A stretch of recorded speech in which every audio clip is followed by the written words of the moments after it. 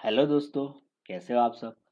दोस्तों आज हम बात करेंगे यूज़र डिफाइंड फंक्शंस के बारे में, राइट। लास्ट वीडियो में हमने इनबिल्ट फंक्शंस के बारे में पढ़ा था। अब दोस्तों यूज़र डिफाइंड फंक्शंस की क्या ज़रूरत पड़ गई, राइट। तो दोस्तों कई बार क्या होता है कि जो हमारे इनबिल्ट फंक्शंस जो हमारे पास अवेलेबल है उनसे हमारा काम नहीं बनता। तो हमें कुछ कस्टम लॉजिक लिखने की ज़रूरत पड़ती है, तो उस समय user defined functions custom functions काम में आता है, राइट। जब भी हम कोई कस्टम फंक्शंस बनाते हैं तो उसमें एक तो उसका फंक्शन का नेम चाहिए हमें, function name, input parameters, right, return value, तो सिंगल भी हो सकती है या तो टेबुलर भी हो सकती है, राइट। और बॉडी, उसमें क्या लॉजिक हम लिखेंगे, राइट। तो जो हम लॉजिक लिखेंगे वो मतलब 1 लाइनर, 2 लाइनर, 10 लाइन का भी हो सकता है, राइट। तो बेसिकली फंक्शन क्या करता है, हमारा जो भी इनपुट है उस पर प्रोसेसिंग करके हमें एक आउटपुट देता है, राइट। तो चलो हम हमारा फर्स्ट फंक्शन बनाते हैं, राइट। तो हम क्या करते हैं कि हमारे पास हम एक दो इनपुट पैरामीटर स्ट्रिंग लेते हैं।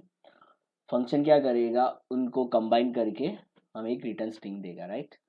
तो इसके लिए एक फंक्शन बनाते हैं हम। तो इसके लिए सिंटेक्स जो है, create function DBO dot get combined string, right.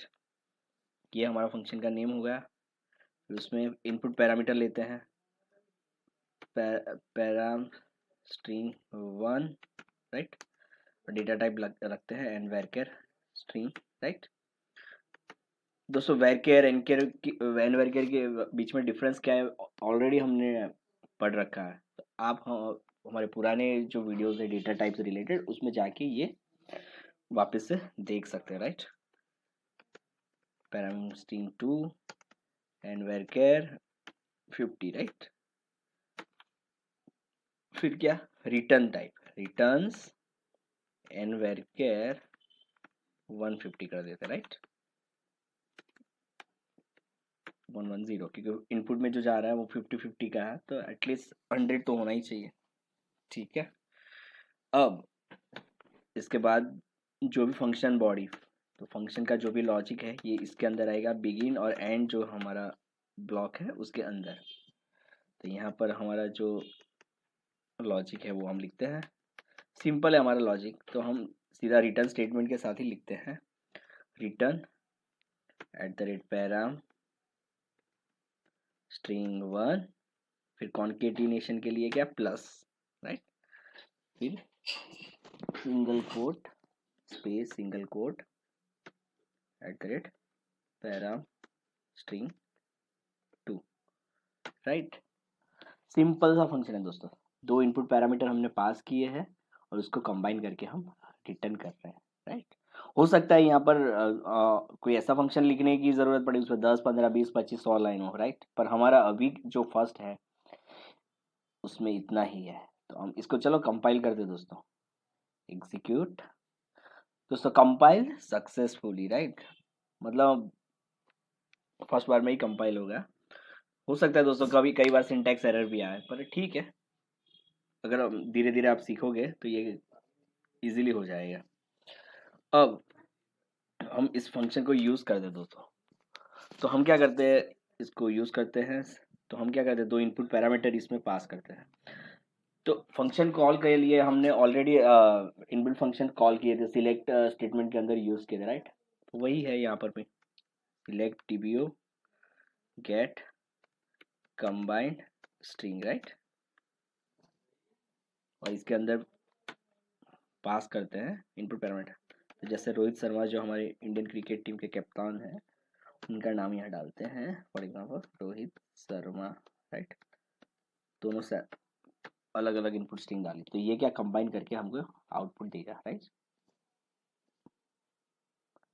Rohit Sharma, right. Input change करके देख लेते हैं,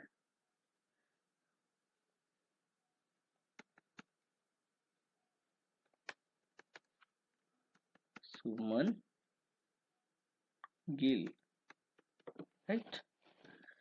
और ये एग्जीक्यूट किया हमने, और ये हमारा आउटपुट आ गया यहाँ पर। तो ये दोस्तों सिंपल सा फंक्शन था जो मैंने यहाँ लिख रखा है। अब इससे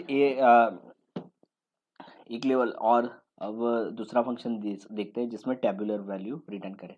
अभी जो रिटर्न किया हमने वो क्या, सिंपल सा एनवरचर वैल्यू रिटर्न किया।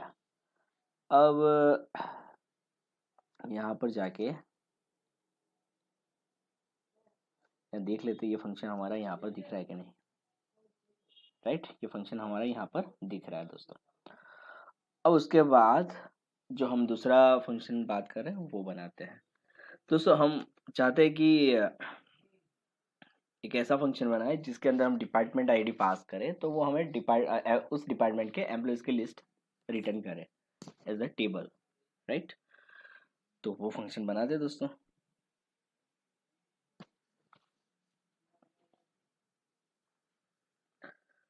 तो चलो फंक्शन क्रिएट करते हैं। Create function dbo dot gate emp bye department ID. Right,